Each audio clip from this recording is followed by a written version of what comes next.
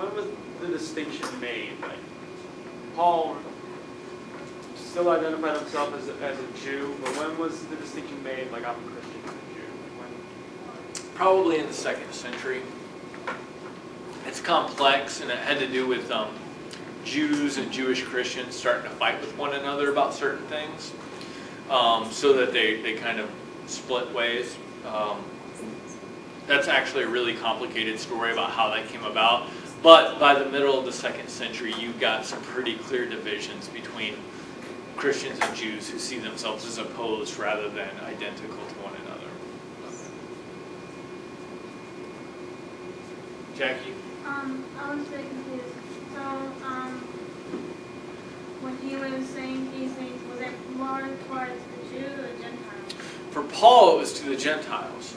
I mean, again, what does it say in Acts? Who did Paul preach to according to Acts?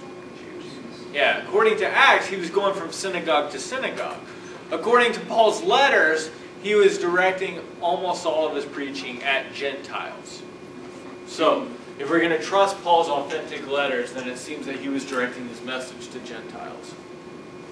Yeah? When you said he converted to Jesus movement, to do that because he had an experience with Jesus, or was that after he converted? No, that seemed to be the causal factor for him.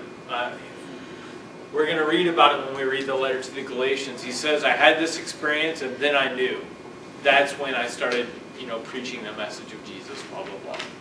So yeah, it was that experience that caused him to convert. Other questions or things that stuck out in the reading that I didn't discuss or explain?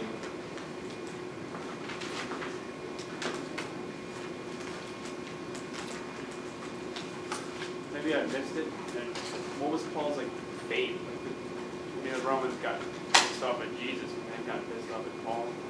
Well, according to the story, and who knows whether or not this is 100% fact or not, he was executed by the Romans, as were a lot of other Christians in the 1st century, presumably. He's considered an apostle?